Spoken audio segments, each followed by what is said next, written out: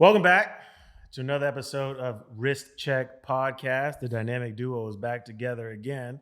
Allow us to introduce ourselves. My name is Perry. And I'm Rashawn. And this is WCP. Tonight, we have a very special guest, friend of the pod, longtime friend of the pod. Yes. A longtime member of the watch community here in New York, a journalist, podcaster, a man who wears many hats, very entrepreneurial spirit, someone whose face I'm always happy to see in any room. We have my man Blake from the Deep Track. Yeah.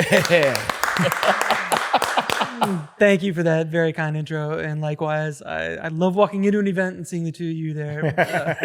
Perry, Rashawn, I couldn't be more thrilled to be here. Yeah, this is going to be a lot of fun. This has been some time in the making. We've been talking about this for a long time. Yeah. And, I always say that things happen when they're meant to. Yeah. And we'll probably discover that tonight. But I'm glad we finally got you here in the studio with us and on the couch. But before we get into your background and your story, you've seen the show, you know how this goes. We always start with the man who never repeats a watch. Who's repeating a watch, but a piece that I see he hasn't worn in a very long time. Yeah. It's definitely been over a year. Man, I haven't shared this in a wrist check in probably over 2 years. Mr. Smith, what's on the wrist? So I'm wearing a very special timepiece, as they all are. This piece is very special to me because it brings me back to where it all started. Us having Blake and him being someone that's a long time contributor to this hobby. I knew that this was a piece that I had to share that sentiment with him. So I'm wearing my trusty G-Shock, the DW6900, the iconic silhouette. Iconic.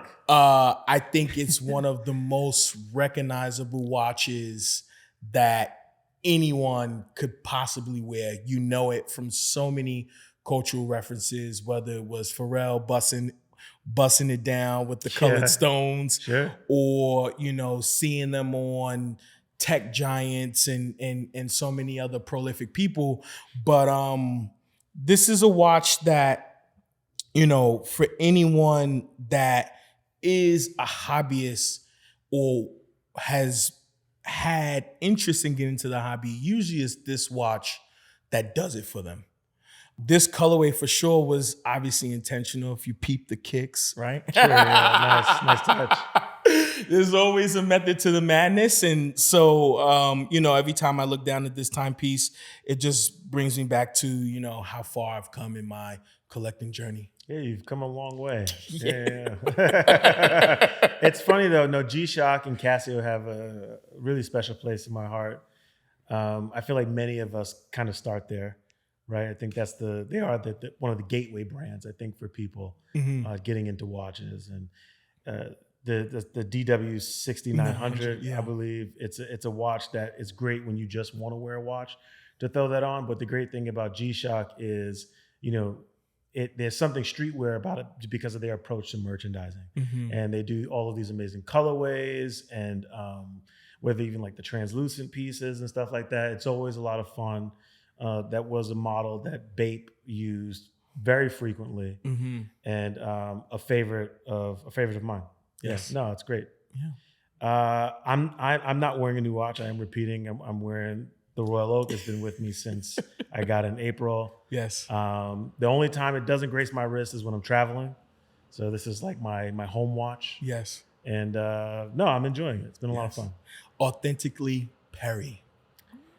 I guess you could say that.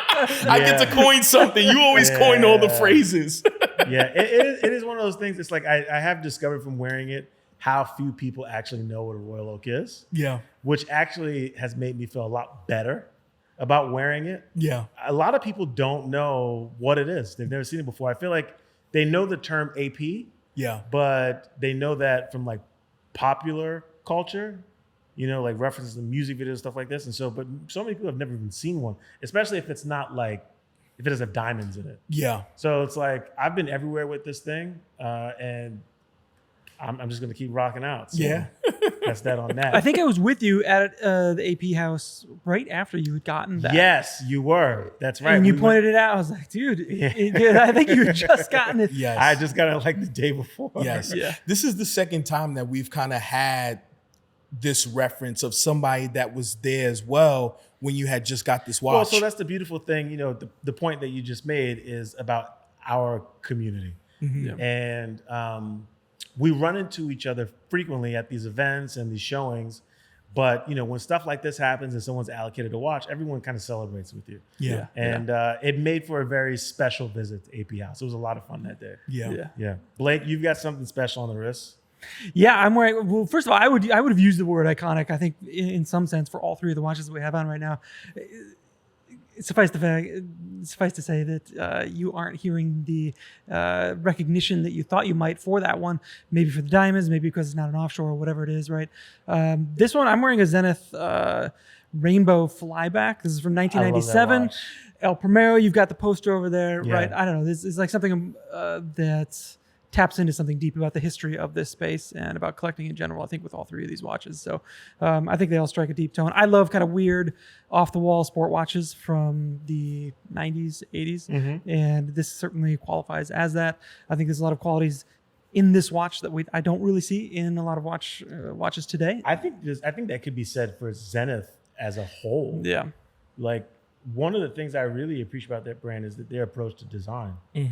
Their watches kick ass. They do. They absolutely do, and I think they are one of the few brands that has managed to handle their past, their heritage, with kind of looking forward unashamedly into the future. That's very true. Yeah, because even like when you see what they've done with like the Defy, like it's pretty crazy. Like sick pieces. They just released a new one. I got to check it out at an event that they did. But no, I love Zenith. And this is a piece that I've seen you wear this before. I think we were at a Zenith event with Aaron Rodgers and you wore this.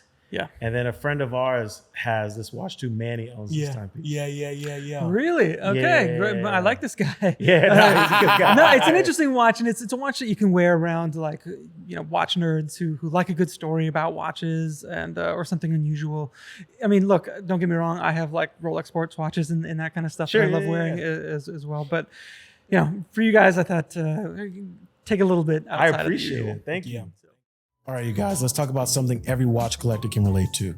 When you're on the hunt for the piece, you slid into DMs, combed through the forums, maybe even hit up a friend of a friend, and still nothing. And that's where Bezel comes in. It's not just another marketplace. It's where tech meets tradition. Whether you're after a Rolex sub or independent grail, Bezel has tens of thousands of authenticated listings waiting for you. And if the watch isn't listed yet, no worries. Just add the model to your wish list and Bezel hits you with real-time notifications the moment something drops. And for those of you who don't have time to obsess over listings 24/7, Bezel's got a concierge team that can source the watch for you. They basically take all the stress out of the process so you can just enjoy the watch on your wrist. Plus, for sellers, guaranteed sales in just a few days. Thanks to the auction feature, it's a win-win, whether you're buying or selling. So if you're ready to make your next move in this watch game, hit up Bezel, and trust me, you'll wish you'd done it sooner. You mentioned something that I think is appropriate and sort of where we could begin. You said, you know, guys, people that love stories about watches. Yeah. You're someone who, you know, you write in the industry. You've written for, I mean, everyone from Hodinkee to now I know you're doing a lot of freelance work. You're working with even like Teddy. What kind of got you? I don't know your story. I realize, like, how did you get mixed up? You're from the Midwest. I'm from the Midwest. So how'd you wind up in this business in New York City? Yeah, there's an odd kind of contingency of us from the Midwest. Of course, Mark Kosrich, Jason Heaton, Eric Wynn, all from Wisconsin guys. That's so funny. I didn't even realize that. That is, wow. And of course, Jason, Eric, and I were among kind of the first three outside writers that have been used at Hodinkee, and we all kind of figured it out separately on a different timeline that we were all from Wisconsin, but we all got along really well. But no, I started out in California actually. So I went to university in Wisconsin, and when I graduated, I hopped in a car and went west. My dad was doing some work out there, and so I stayed with him and ended up doing, you know, graphic design, social media, whatever, that was just kind of like a burgeoning thing back in these days. And I met a guy by the name of Jeff Kuo. He had a small brand called Zetum, Okay. Xetum, and they were awesome watches.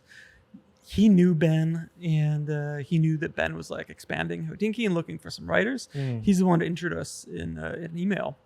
And Were you familiar with Hodinkee already? Or? Yeah, I was Okay. familiar with Hodinkee, and so I was living in San Francisco, and while Ariel Adams actually was living in San Francisco, so he and I would shout out like, to Ariel. Yeah, we know yeah, Ariel. so we would meet up and like talk about watches. And so I was also aware of, back then it was a blog to read, not a blog to watch. And this was before he moved to LA. There was something about like what Ben was trying to do and how we kind of did our thing together that just felt like really in sync from like a taste perspective. And I felt like there was a lot that I could learn from Ben. So I thought what he was doing with Hodinkee was really interesting. It's I think a small world of people that like understand watches and could write about them, want to write about them. So when you have the enthusiasm, I think, he's like, oh, okay, yeah, let's do something. Especially at that time, I feel like too, because this is really in the early days. Yeah, this was early 2010. Yeah. So we're talking 15 years ago, right? And the watch world is already small today. I think we realize it just by way of like who we run into when we're traveling and going places. But it was that much smaller back then. What was it that you saw in sort of like what Ariel was doing and in Ben was doing that you kind of saw like maybe I have a place here? Because I imagine someone in your position, even if you're thinking about writing about watches is probably like so far from where you think that you'll end up going. Like, yeah, absolutely. What is it that you saw?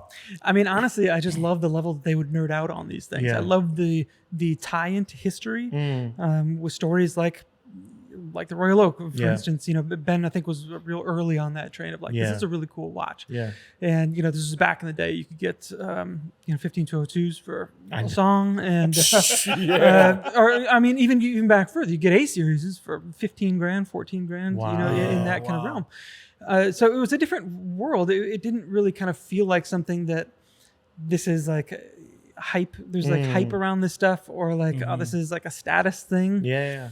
Like maybe it was a little bit kind of on the fringes, but there was like a real like nerdy element to it, and that's what I liked. Because I've always kind of considered myself a watch nerd, kind of at the core, and I don't buy watches as status symbols. I don't really care about them as such, even though watches that I have become what you would consider status symbols. It's funny to mention that too, because I think that's the thing. Like a lot of people outside of our community don't really get. Yeah. And I mean, going back to what I mentioned about this, it's like part of the reason why I feel like I can enjoy it a little more, because I'm realizing a lot of people don't know what it is. Yeah. Because there is a sort of like feeling that goes along. It's like, I don't, you don't want people to look at you a particular way, but you do appreciate the history. You do appreciate the design and the story. Yeah. There's so many great stories. And I think that's what keeps us coming back to these things is the people around them. And the watches are great and they're valuable, but I think it's the collectors that ultimately bring the value to the watches. And I think that's been true throughout history.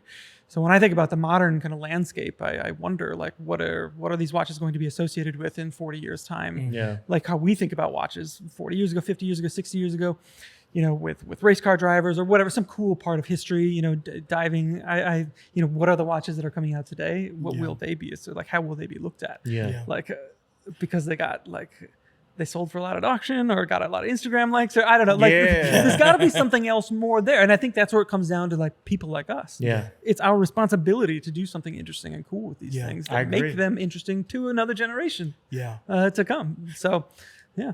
That right there, you kind of hit it on the head for me, because I was going to ask, as you being someone that is well seasoned in, this career path and like this hobby, where did you kind of see the point where the watch interest started to ramp up? Maybe, if there was anything that you seen before this kind of like social media era or the idea of monetizing this hobby. That's always been kind of a weird thing to me, and in some ways even now still, how people monetize all this stuff. But back then it was like, the idea that you could like reach an affluent audience through the spaces where they spend time online that are like enthusiast spaces, that was really becoming like a big thing. And so I was doing like graphic design for like an ad network that would develop ad solutions to connect brands looking for affluent consumers. Okay. And that's how I got like the whole watch thing and Hodinkee getting my radar and all that kind of stuff like started. Wow. Obviously that's like evolved quite a bit as like the whole media landscape has. I haven't evolved like as quickly with it. Like I'm still not like a real social media savvy or like a cool guy. Like a part of me is still just like that nerdy guy, but there was a gradual kind of like, okay, there's more of the like the community at large, like the kind of a cultural element that's starting to come through here that people are noticing and appreciating. Obviously like 2016, 2017, 116500 comes out. I think that is like kind of a landmark moment. And then obviously like exacerbated by the COVID era, which is kind of like, so those two things, like watches like that coming out, and then, the COVID era obviously kind of turned things into a very different space. It's totally transformed the landscape. It was like an accelerant. It really was. This. But it was heading that direction before even COVID. It definitely was. But I think the thing was, right, you guys, because we're talking 2020. Yes. Right. So like you talk about like joining like Hodinkee around 2010. Yeah. Right. So during this 10-year period, you have platforms like Hodinkee, platforms like Revolution, Ariel's platform, a blog to watch. I think it was called something else back then you mentioned. Yeah. But there's now like a repository of information about watches all over the internet. Stuff that was not easily accessible prior to. Coupled with now everyone is onto the new frontier, YouTube. Yeah. People are making content about watches. People are sitting at home during COVID, nothing to do. Yes. Some discretionary income piling up, and they're absorbing all this. They're on the blogs, they're in the forums, they're watching the videos, and it clicks for everyone almost at the same time, it seems like. And as you guys know, it's a slippery slope. Yeah, once it gets under your skin, like just a little bit, it's like, and then you discover, there's this world of information. And I think that's like one of the biggest things that sites like that have brought to this world is easily accessible information. Like it's been there with sites like Time Zone and watch it. Like there were forums and stuff like that, but they were kind of walled off worlds in a way. Like it wasn't an easy place to be. Right. And like being normal, like kind of celebrated enthusiasm. I don't know. Like you felt like you had to be a nerd to a certain level to really kind of speak the lingo and be all that kind of stuff. It was also kind of intimidating, I think, for people just jumping into it. Whereas like these other platforms kind of position themselves as, platforms like in any other industry, like a Complex or, an Atlantic or something like this, but specifically talking about like watches. And so it seemed more easily digestible. Yeah, absolutely. And then I noticed, I worked for 3 years at StockX in Detroit. Okay. And I was one very early employee there, and I was brought on to help with the watch world. Yeah. Reg Brock, I don't know if you guys know this guy. I just peeped the sneakers too. So I'm glad you just let them know. Yes. So like that being there for those 3 years, like it was kind of, I was there from when it was nothing, and then it kind of like blew up into this big thing. Right. And I was like exposed to a big parts of the sneaker culture, which was awesome. Yeah. Obviously another very like slippery slope to get down into. But I like saw how these things kind of fed off each other. And there's people that had that kind of certain gene and that got into watches, and maybe watches like that were kind of like a starter point. Yes. Of, not to say that's like a starter watch. Like I love that watch. Yes. And, I have G-Shocks too, and I'll wear them up. I love them. But that was like, there are things that I can like express my personality through here that will match my shoe, whatever it is. And seeing how that community like responded to the watch world it was one thing. But also when we first opened up the watch part, one of the first big watches that came onto the platform was listed by one of the longtime sneaker users, and it was a Chronometer Blue. So Oh, that wow. told me like, No there are some way. serious watch people in the Interesting. sneaker space Yeah. as well. And obviously there is very much like an overlap Oh, no, between those 100%. worlds. Yeah. And that was the kind of the moment of, That's when it clicked. yep. All right, let's be real. Buying watches can be a little stressful. You're navigating through a sea of listings, wondering if that mint condition piece is really mint, hoping you're not about to drop some serious cash on something sketchy. Into Bezel. These guys built a platform where every watch goes through an authentication process. We're talking old school watchmakers who know their stuff, checking every detail. They even smell the papers. And no, I'm not kidding. And here's the kicker. Bezel isn't just for seasoned collectors. Whether you're spending $1,000 or $100,000, they've got a high-touch concierge service that will guide you through the entire process. You get a real human interaction, not some chatbot giving you the runaround. And if you're selling, their auction platform guarantees a sale in days, not months. So whether you're adding or offloading, Bezel makes sure it's smooth sailing. So next time you're eyeing that dream piece or looking to make room for a new one, check out Bezel. They've taken the hassle out of collecting so you can just enjoy the journey. I wanna also kind of tap into like there was like a tail end part of what Perry was talking about in terms of that 2020 time period and YouTube becoming like a boom, right? It was like a gold mine, a gold rush, and everyone had something to say. I want to ask your perspective in terms of more.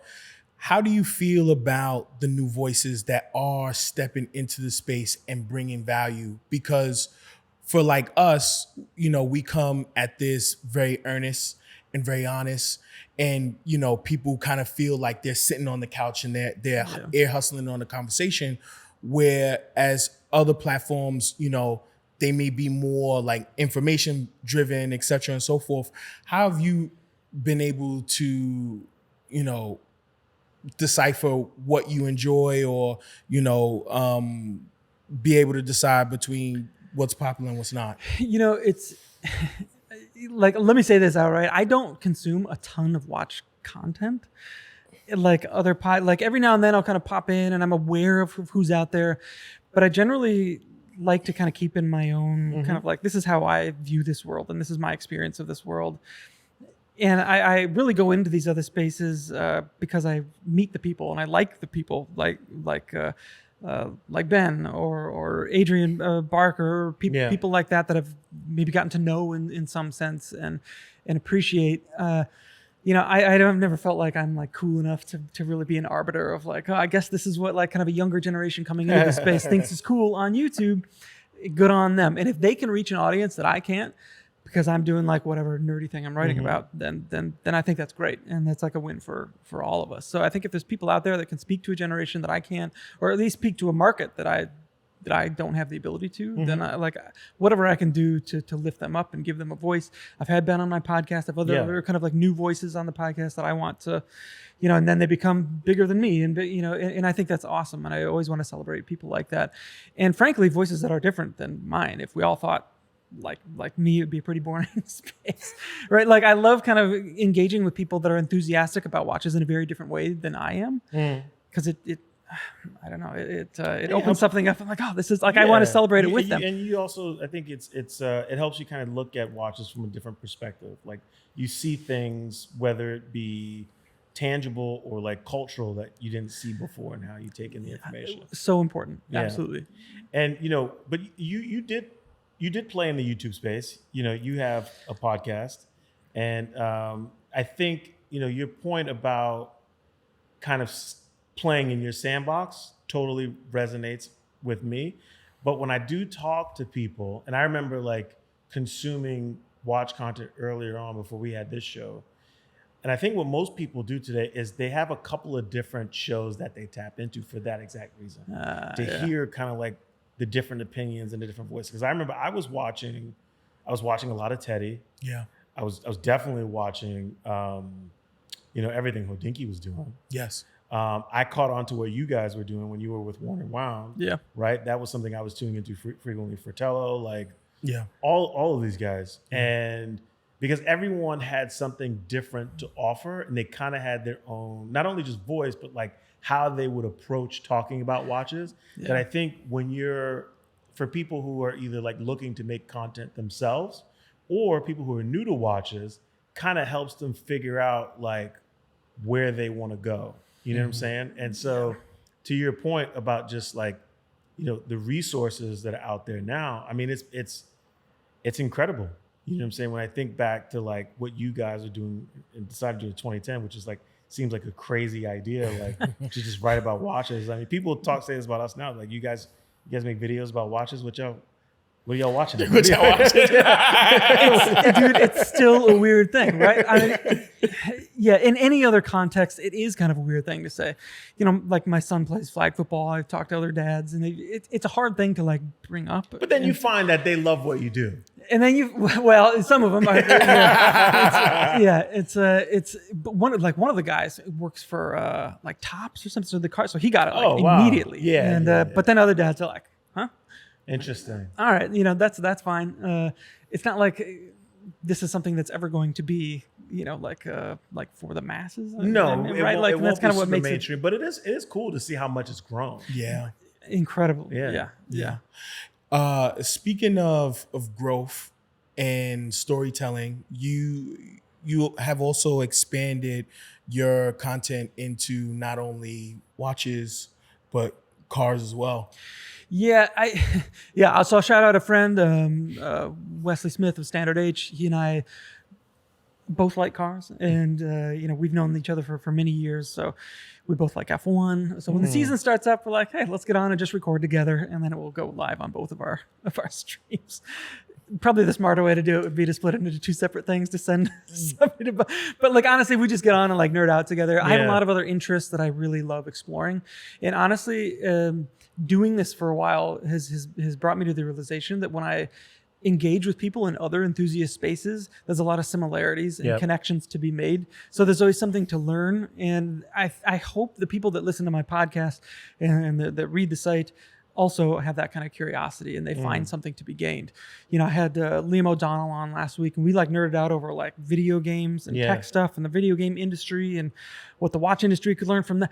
Like I like digging into those spaces and really kind of finding out what makes the enthusiasts tick in that space. And there happens to be a lot of watch people in a lot of these spaces. 100%. Yes. Last year I had a guy on that builds mechanical keyboards here in New York. Okay. And like these custom keyboards like for your computer, which is another like kind of weird thing.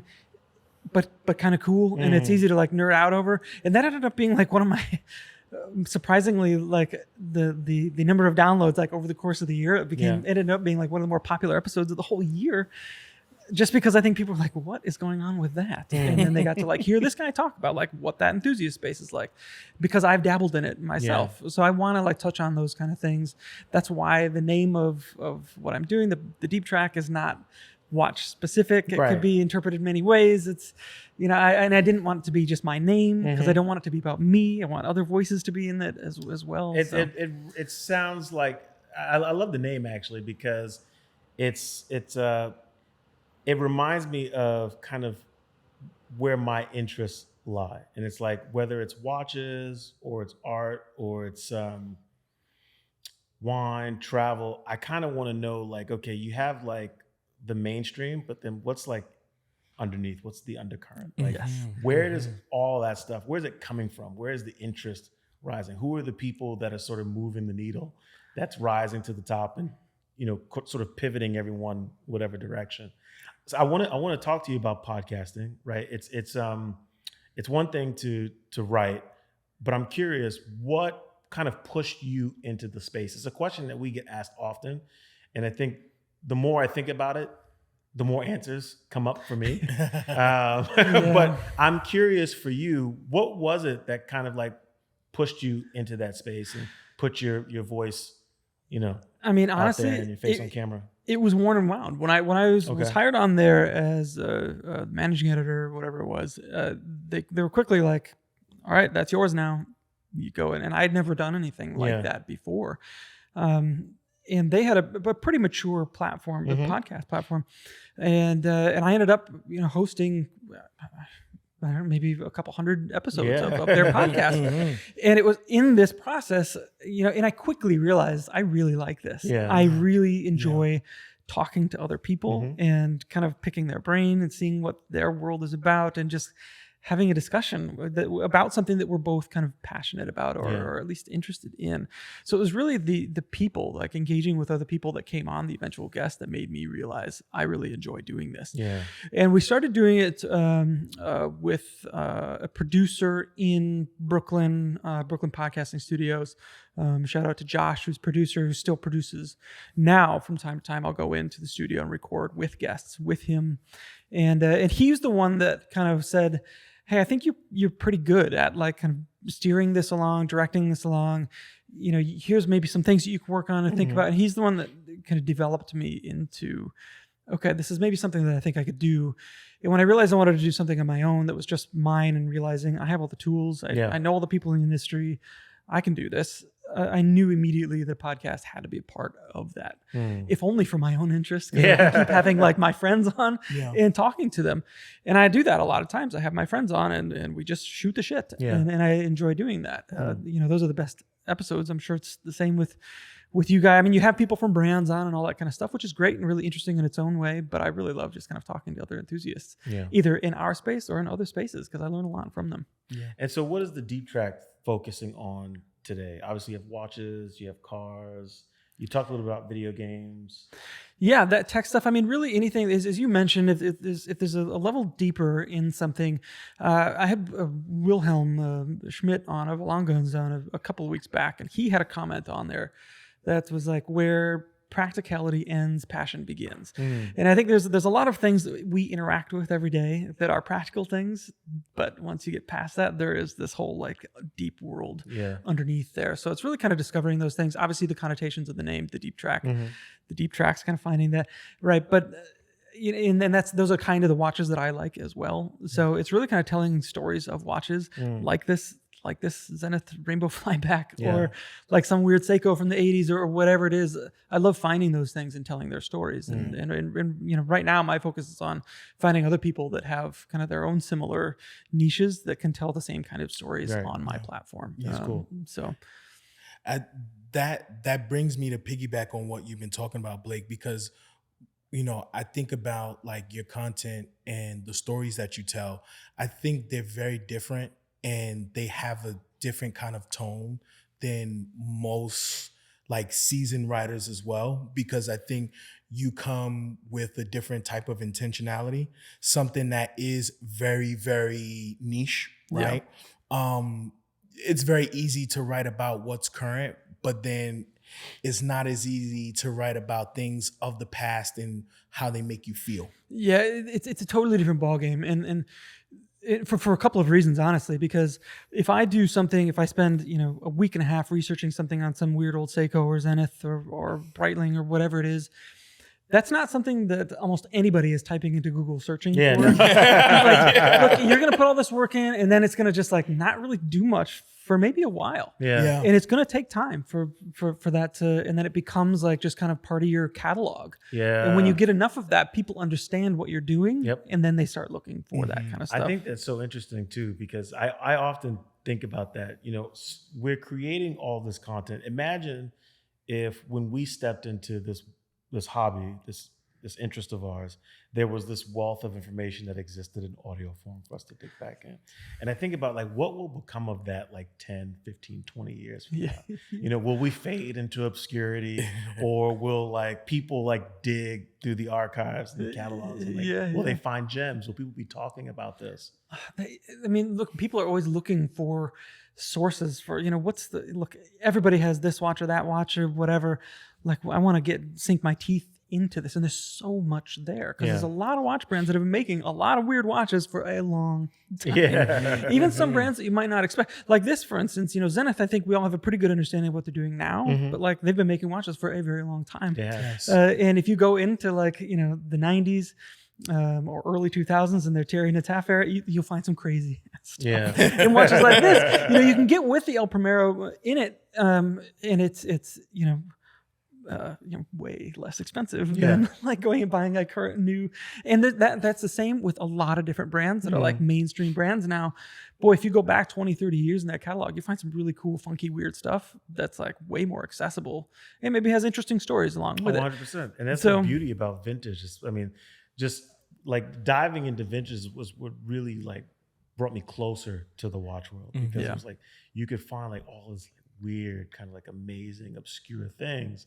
And then you meet people who are like experts in it. And so then we meet Eric Wind, and then we meet, Cameron Barr, and like our friend Adam. And it's just like, yo, this whole thing is just like mind blowing, the stuff that's out there. And all those guys that you just mentioned have their own kind of like flavor of specialty. They have and if you spend time talking with all of them, you'll come away with like learning maybe a little something new about the vintage watch, but a deep appreciation for these kind of styles, eras, brands, whatever it is, that like make them tick. Yeah, and that is the beautiful thing about our community is the thirst for information, but also the willingness to share that information.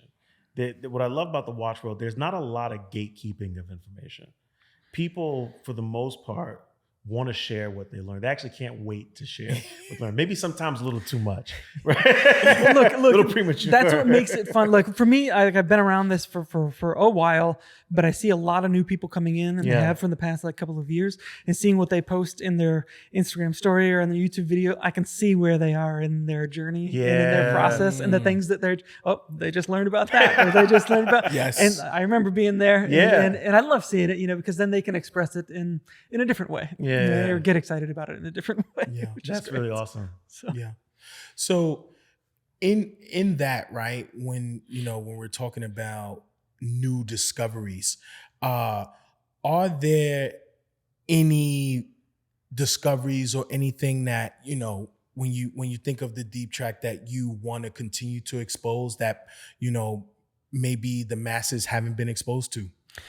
For me, it really is kind of like era specific, like kind of the neo vintage, like mid 80s. Okay. I would call this kind of a transitional period, only because I'm used to thinking kind of in Rolex terms. And obviously the mid early 80s is kind of a transitional period for Rolex.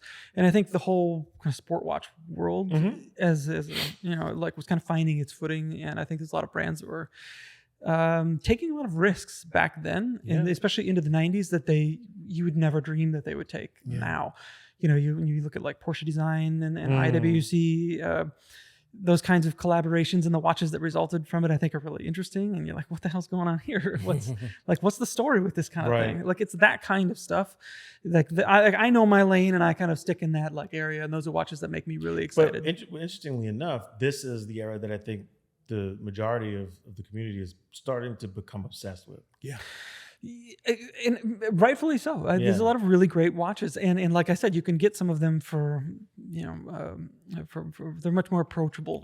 For sure. In pricing and that kind of thing. So if you're a person that's into it, and you're like, okay, I've got my like showpiece, I've got my this or that, and I don't need watches for the status anymore. I'm looking for watches that I just find interesting. Yeah. And once you get into that space, then that's an awesome space. Yeah. But I also really love talking about modern tool watches, sport watches, dive watches. I learned how to dive for Tudor, so I could be there when they released the Black FXD. Oh, wow. Cole organized a whole dive trip around it, and I wanted to dive with it. That's awesome. So I took a whole summer and learned how to dive just so I could do that with the watch. And I figure I talk a lot about dive watches. This will give me a perspective that I didn't have before, so I can talk about them through use. And so now when I dive, I take different dive watches with me, and I can talk about them in that. What did you learn in that experience, actually? A lot about myself. It was a lot of like scary. This is like scary shit. And but honestly, it's like the jig is up, right? Like divers aren't using these things every day for like anything like meaningful. It is purely just for the experience. It's for the romance of Much it. the same as it is on land. It's not like we need this stuff. We have our phones, all that kind of stuff. But it is about that experience that you want. So you have your dive computer on, and I'd always have a different watch on my on my other wrist, and you make a note to like look at it, and you try and track your bottom time, maybe, so you set the bezel or something small like that, so at least you get to experience it a little bit. But yeah, if I'm being perfectly honest, it's not like it brought this whole new depth to like, oh, you'd never believe what this watch does under the water. Like, exactly. Is it legible? Yeah. And does it wear, like, does the strap compress with the whatever it is, like real small little things. but it gives, if I can speak to it from a level of kind of like having done that with it, then it just adds a little another wrinkle that I can kind of talk about it. 100%. It gives you a story. Yeah, and Right. it gives you something cool to do. It gives, So yeah. when I go talk about the watch, it's more about like, oh, this great experience, and I was with these other guys, and they're also into these watches, and it takes on a whole different life of its own. Yeah. And that's like, I think the cool part about being on the side of this world that you're on, right? Is like we've spent, a great portion of our lives as enthusiasts sort of looking for these moments to tie to these things that we love. And because of the space that we now occupy, we're in many cases we can get paid to do it. And that's like, Yes. that's kind of like the cheat code. Yeah. Yes, yeah. I was just we're just talking about this earlier, actually. Yes. 'Cause I told him I just signed up for the Brooklyn half marathon next Oh, year. nice. And I was like, we should get a few of us together and like get a watch brand involved, and then maybe we can do stuff like Yeah, that. you I think can, there are yeah. watch brands that do Yes. stuff like Yes. that. Shout out Jonathan Ferreira over at Brew. I think he's just got like a run club that he's spun up. He's getting really into that kind of stuff. But we know a lot of the people at brands that are looking to like engage with the community in ways like this. Yes, That is exactly. beyond just kind of like, well, here's another like cocktail hour at our boutique. Exactly. Yeah, Yeah. offering these different experiences. But that's a great point too, is like how the growth of the community, these different perspectives have created this situation where the brands now have to respond to that. Yeah. Yes. Right? The same old tricks don't work. By extension of, us building and participating in this community, they now have to participate. They have to. And I think they're noticing that, like, at least here in New York, we go to a lot of events at boutiques, and you look around and it's a lot of the same people. It is. Yeah. I think the brands will start to notice. Yeah. Or I'm sure they have noticed that as well. Like, okay, it's the same handful of people. They know there's going to be free drinks and some hors d'oeuvres, and Mhm. like, and then we all get to like buddy up together, and it's great. Yes. And it's fun. But like, they need to get something else out of it. So I think they need to kind of rethink their approach to how they connect with new customers. Oh, 100%. Yeah. And I think community is the way, because not only are you creating these amazing experiences, but how often do we go to these events where like people from the brand themselves are kind of just standing around like observing and perhaps even waiting to make a sale. Like it's a different ball game when you can engage with the community. I got to give a shout out to our friends at Oris, because I think this is something that they do incredibly well. Yes. Yeah. Like how many brands do you know the CEO of, or when they do an event are encouraging you to bring new people and the CEO is there to meet them, to greet them, and engage with them? They roll so differently, and Rolf, VJ, Josh, all of them, they have such a sense of kind of who they are and Yeah. how they Mhm. want to kind of bring people into their world. That I think they stand apart like pretty clearly from a lot of other for real, brands they and really, how they really do. operate. And they lean into their passions. Yeah. Right, like Rolf has the skiing thing. He brings all of us together to do that. Kind of VJ has the baseball thing, Yeah. of course, Yeah. maybe to an unhealthy level. No. We love you, VJ. Go Yankees. Go Yankees. Yes. Dude, Yes. I'm a Brewer fan. I'm in the Midwest, and we Yeah. are on a tear right now. So shout out to the crew. But no, we love VJ and the whole team over there. I love everything that they're doing, and the kinds of things that they get involved in are not things that you typically see watch brands get involved in, No, like That's true. the Billion Oyster Billion Oyster Project thing. Yeah.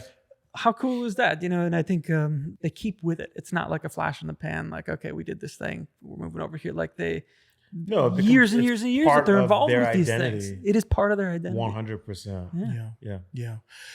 You beat me to talking about the running club idea and stuff like that, but it kind of brings me to why your content is so different, is because there's also like a level of like high stakes in it as well, right? When you talk about like training for your marathon, you talk about diving with Tudor, you talk about all of like these activations that you've been a part of. Where do you see brands can kind of like tap into that space and actually create a interactive and immersive experience with their end consumers? This is something that I think about a lot, because I think brands have to find ways to do this, and I think a lot of them struggle for it. It's too easy to just kind of fall back into the. And we keep getting notes about where this brand is opening up a new boutique in the city, and that's like the news. And it's what does your average person really care about? Like, what is that moving the needle with with the market. I like they have to find other ways to engage and be interesting to people. I think with IWC you got like the movie thing that they just did. A lot of watch spotting in the movie, a lot of good IWC watch spotting in the movie. Obviously, all that kind of stuff. F1's like having this huge moment. They've been a part of one of the most successful teams in the sport for a long time. I like they should have had press to like one of the filming, days like in Miami, and like treated the team like it was like it was like a real team, and got to experience all that kind of stuff. I think they're a real kind of, they could really lean into that, into their place, into that sport. And we're seeing other brands trying to do it now. Of course, the Alpine that you guys are repping have been involved with our friends over at Moser, which is a pretty cool thing. But it's a hard world to be in because it's like really expensive. Yeah. Right. So like from like, I don't care what brand you're like, it's hard. It's hard to like, okay, are we going to do this? But if you're going to do it, you got to like commit and just like lean into it. Otherwise, I don't know, why do it at all?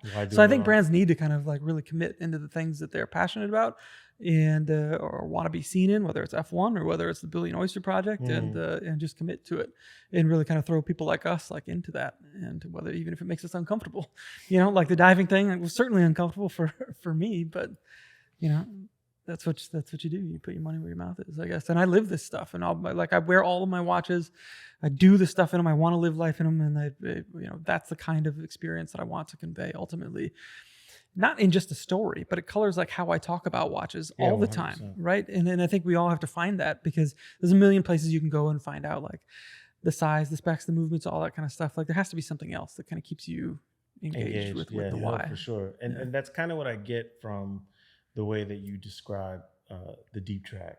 And I love the name so much because it is the way that I kind of like look at the world, right? Like these are just things that we like, right? But like the idea of, someone reaching into like this immaterial world and bringing something into fruition, it's like one of the coolest things that people can do over and over again. And then to sit and kind of like develop like a connoisseurship about it, and to get into the nitty and the gritty details about it, and trying to understand why, and then understanding that like you can live with these things, you can have a life with these things, and they don't need to be protected, right? Like the idea of like how atrophy plays into it is even really cool. Like what happens to a watch when it's lived a life? What happens to, and for me, I collect records. Like what happens to a record when you play it over and over and over again? Like the sound changes. Yeah. It gets different. You know what I'm saying? Depending on what record player you're playing on, what amp you're using, and how frequently you play that record. These are like the little things that really get me going. That's everything. Yeah, that's the kind of stuff that we need to be bringing to light and talking about, to get back to one of the earlier points that I talked about. What are people in 30, 40, 50 years going to be celebrating about watches, if anything at all? Like it's not going to be the price at auction or the celebrity that wore it.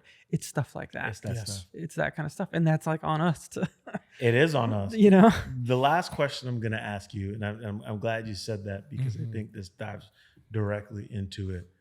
What can, people in the community like us who are creating this content, what can we do to continue to enrich this community? What should we be doing? What should we be looking at?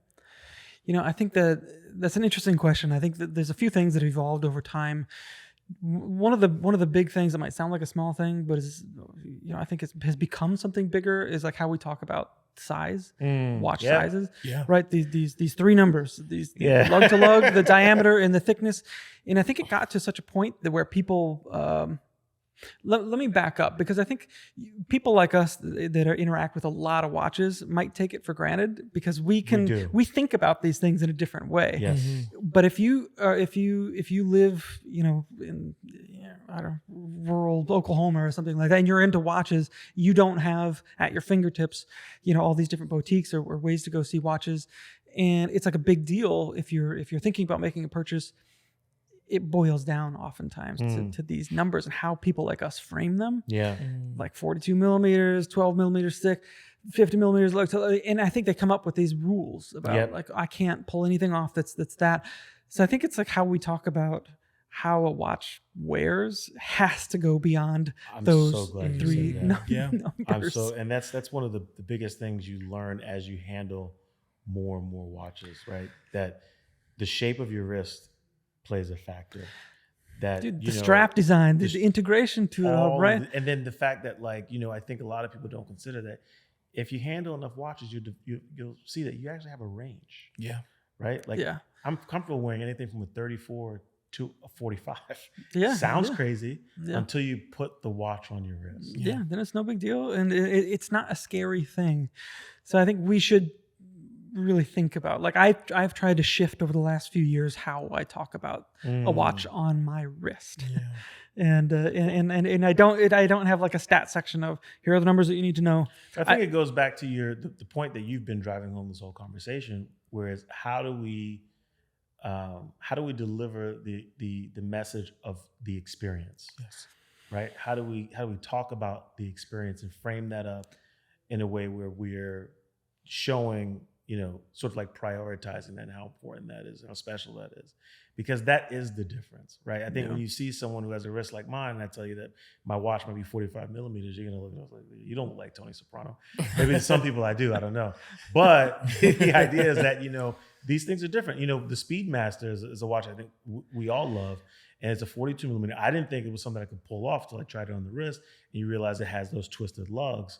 Fast forward to just a couple of years ago, I'm sure you had tons of people who didn't think they could until the Moonswatch came out, and it was the same exact specs. Yeah, Now you have all these people wearing. Yeah, the Moonwatches. Speedmasters, it's always the watch I go to cite that, Yeah. like, hey, you know, this is, and it's because of all these intricate little things about how the case is designed, from the twisted lug to how the crown nests into the crown guard, and there's an asymmetry to the case. You know, much like the Daytonas of the 1/1, well, the steel Daytonas of the one, like there's an asymmetry there. Like, so there's a thoughtfulness of, and it's all those little minutiae that come together to be more than the sum of its parts, to feel like, yeah, it feels great on the wrist. And I think that's what we need to be more kind of forthcoming with. Like, yep, it's a little big. It's effing great on It is effing great on the wrist. More than the sum of its parts. Yeah. Yeah, Blake, I appreciate you, my man. Dude. Thank you for coming by. This was a lot of fun. Pleasure's been mine, gentlemen. Yes. You all know where to find us. This has been another episode of Wrist Check Podcast. You can find Blake at the Deep Track. Yeah, thedeeptrack.com. Let's go. Wherever you listen to your podcast, should be there. Go and get it. And we'll see you next week. Deuces. Peace.